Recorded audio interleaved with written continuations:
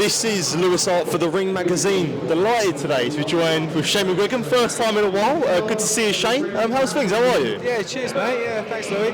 I'm good, man. I'm down in Nottingham, so enjoying it. Ellie's weighed in. That's the hardest part for Ellie, getting the weigh in, and so she's now refueling and looking forward to tomorrow night. Got a hard fight against this Mea Motu, unbeaten and coming to win for sure. Yeah, definitely. Before we do touch on Ellie Scotney, I obviously see boxing trainer, manager, analyst, now YouTuber as well. I see the YouTube channel started. Enjoying it. Doing a little bit, just something different. You know what I mean? So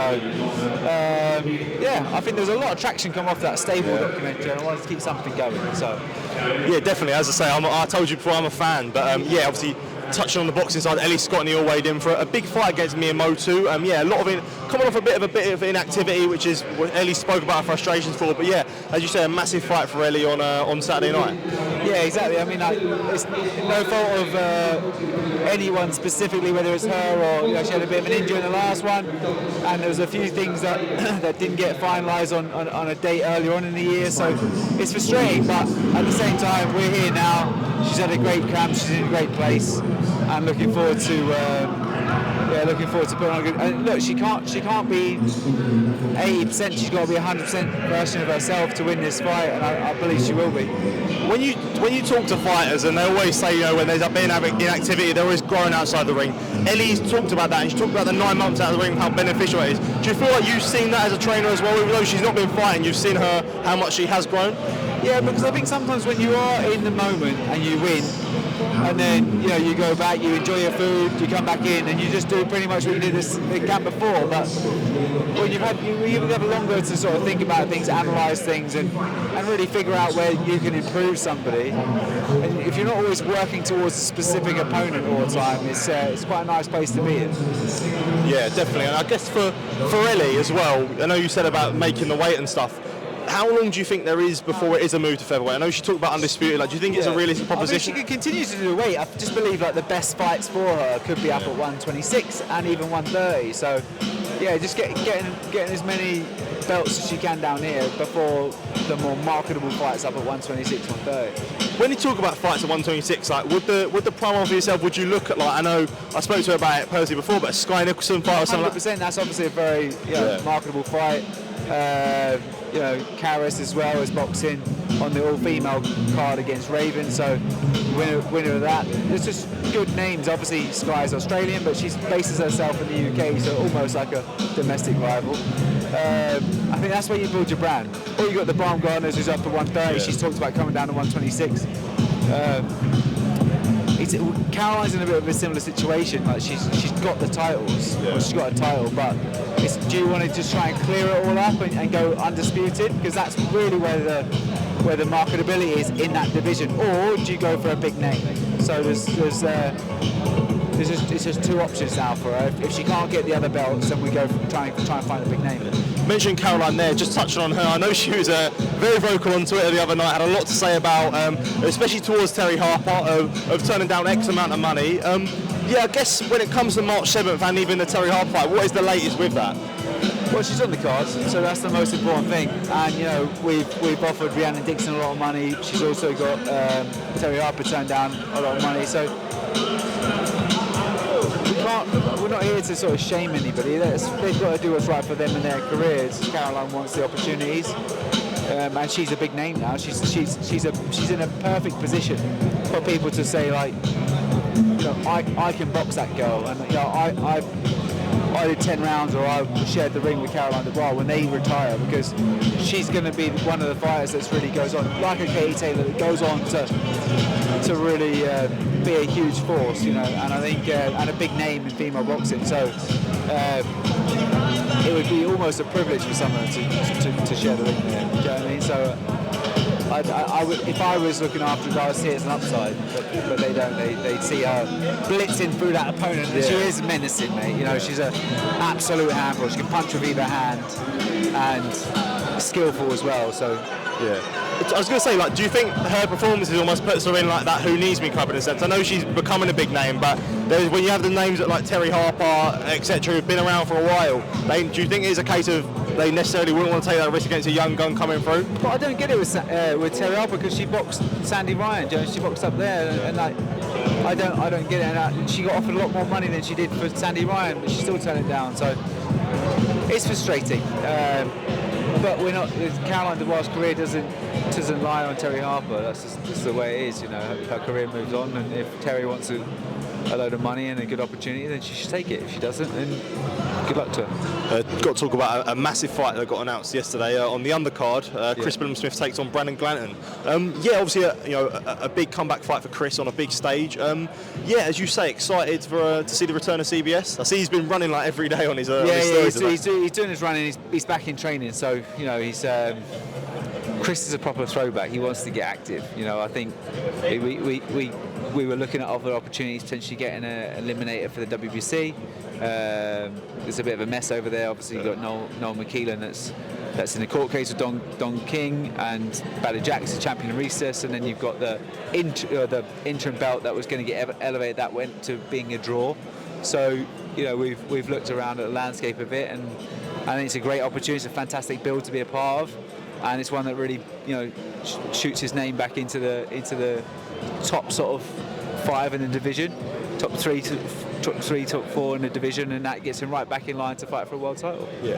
And when it comes to someone like Chris as well, when you look off the back of a Zerdo fight, and I guess sort of the recovery of that fight as well, do you think sort of 6 months is the right time for a fight that was potentially sort of quite brutal on Chris? Yeah, I feel like we've taken a look at where he's at when his body's healed up really, really quick, and he wants to get straight back in there, mate. It's just down to the fighter, you know what I mean? And obviously, us as a team, we want to do what's right for him. But his body's healed up really well. He's going to start sparring soon. And he just likes to be. He likes to be in the gym. He realises he's not at the end of his career. You know what I mean? He still wants to continue to keep going, and the way he's come in and tried to apply himself and where he wants to go in his life, he's still in that driving position. A lot of people, when they get there, they just want to sort of cash out. They're happy to wait an extra 4 or 5 months for a better opportunity or whatever. But he wants to get active, get busy, and he wants to right his wrongs and try and box Zerdo again. And I think that's his great championship mindset. Just as you say there, from Chris's mindset, watching the video that you put on your YouTube channel, the second one, you talked about sort of taking inspiration from Chris of how he sort of wants to get better, and he's always setting sort of small goals. As you say, like as a trainer, how good is it, I guess, to take inspiration almost from a fighter as well, like someone like Chris? He sets the standard for the gym. He sets such a high standard of where his mind is and where he wants to go. And I think when you've got younger fighters looking at that, seeing someone that's got to that level and he only wants more from his body, from his boxing ability, it's an inspirational stuff. It's inspirational for the younger fighters, especially Caroline Adam coming through. So man, it's just one of those guys that he's to be around. He's empowering. Yeah, definitely. And it is a busy run for you at the moment. I think there's like 3 massive fights you say in 3 weeks, as we see next week with Adam Azim taking on Sergey Lipinets. A big fight for Adam, and I'm sure, as you say, all things going well in camp, and one that you're excited for on Saturday night. Yeah, of course. I mean, Adam versus Lipinets it's a perfect fight for him at this stage. Former world champion, been in there with the likes of Boots, Mikey Garcia, Riviera as well. He got beaten by those guys, but he's had some good wins in his record as well. He comes to fight. It's a learning fight and it's an experienced fight, but at the same time, it's a marker to see where we're at and how quickly we can push on. From what I'm seeing in the gym, he's just raised it again and raised it again. He just keeps doing it all the time. So, but it has to correlate to the performances on fight night, and we're about 8 days out from finding out how much it's transferring. Yeah. One thing that Adam said in the press conference, and it was something I did want to ask you, he said, look, Sergey Lipinets has never faced anyone like me. No. That caused sort of a bit of comments on social media, because obviously Lipinets has fought Mike Garcia. Yeah, do you believe that though? I think what he means is the speed. Yeah. Because he's boxed guys that are, like Mikey Garcia is a ferocious puncher. Boots is an amazingly, he gets hit too much, Boots, but he's got that that American sort of cross-arm defence style, and he can stand right in front of you and bump the shoulder, and he rips really well to the body. He's also got good feet. He's an amazing fighter too, but in terms of the speed and those flurries that come in, I don't think he has seen anybody like him, and you know, I think there's many ways to beat Sergey Lipinets. I just think, you know, this kid could do a real number on him. Yeah. And I know it's probably going to be a question that's always going to get asked until they eventually do end up fighting. But for yourself, are you on this weekend? Are you keeping one eye on the main event down the line? Always keep an eye on Dalton. I really wish him well. I think I've got a lot of time for Dalton. I think he's a great fighter. He's come down and helped me out with Luke Campbell in the past, and I've always, you know, see his stuff on Instagram and he does with me. And there's a lot to respect there. It's just boxing. It's just business, isn't it? It's just the fact that they are going to meet at some stage, and I've put a lot of time and effort into Adam Azim, and I want him to win, and I believe he will win. So, you know, without being calling anybody out or anything like that, it's just it's going to happen. It's going to materialise. It's already building brilliantly. It's just in time will tell, and I hope the pair of them make a load of money, and it makes an impact on their future rather than just doing it for the sake of, you know, a few armchair fans that just calling for it. Yeah, definitely. A final couple from myself. Do have to ask you about, obviously, on the undercard, CBS on the undercard, but a massive fight that got announced. Chris Eubank Jr against Conor Benn. Obviously, we know how big the fight is, you know, globally or in the UK, but how do you view this fight more so as a competitive contest? I think where they are in their careers, it'll be hard to say because we don't know where Conor Benn is right now. You know, he's been out for a long time. I know he had that one fight in the middle of his ban, but when your timing's out and when your eye's out, you need one or two to come back. Yeah. And I think he hasn't, you know, been gifted that luxury. And I think it might even devalue the fight because if he goes out there and doesn't look good, it devalues it. But it will be interesting. It'll be interesting to see what version of Conor Benn we see. Yeah.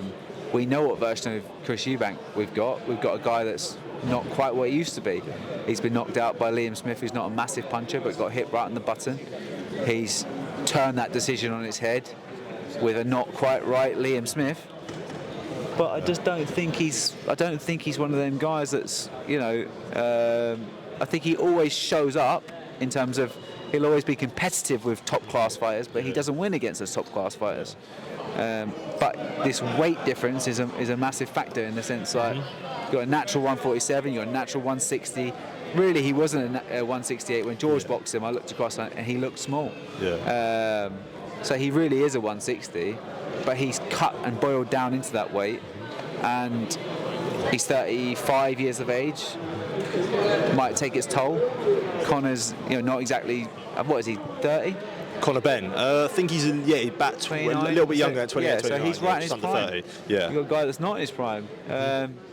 Activity is a massive factor on Conor's side, and I think, you know, the weight and the age for Eubank. But I think when it comes down to strip it down to boxing ability, you know, they're quite even. It's just those two variables. So that's what's going to decide it, in my opinion. Yeah, but you mentioned the weight there, but a question I wanted to ask, because it's been a big factor, and let's say, look, it's not totally clear what Eubank will rehydrate to, but with there being a rehydration clause, like, who do you think is? I would speak to Ben Shalom and he'll say that Eubank Jr is more of a detriment with a rehydration clause, but is there more of a detriment to someone who's had a rehydration clause, or Ben who has to come up to fight a natural 160? Well, if he was fighting a natural 160 that was a puncher, like a Golovkin, obviously, or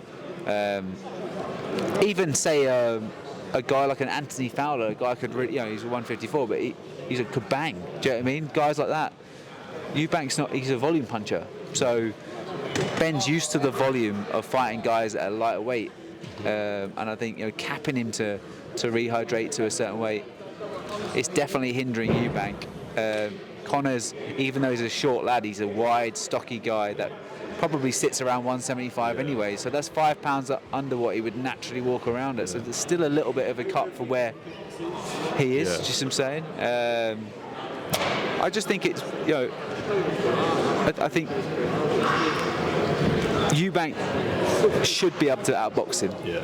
But I don't know it's another year on, and the weight. I think Conor might be able to get to him later on in the fight. Yeah.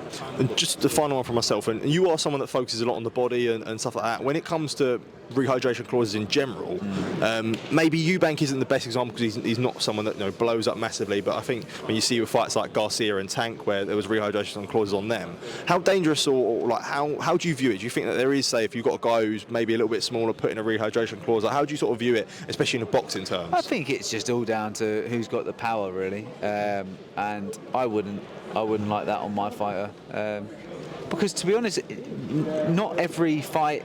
I mean, Ellie might not, but she might be 6 pounds lighter than she was in her last fight. Yeah. She might be 6 pounds heavier than she was in her last fight going into the ring. Your body's different at different stages. It's like that's literally the difference. It can be 2.5 kilos, 3 kilos, either side for where you naturally get back to, and it's just your performance weight at that time in your life. It's very different. Yeah. So I think capping somebody, it's not fair. Yeah. Because he's already boiled down to 160 at this stage of his life anyway. Yeah, definitely. Shane, always a pleasure. Really appreciate taking time to speak to me. It's been good to see you, and good to catch up again, mate. Really appreciate it. You too, mate. Catch you in a bit. Cheers. Thank you, mate.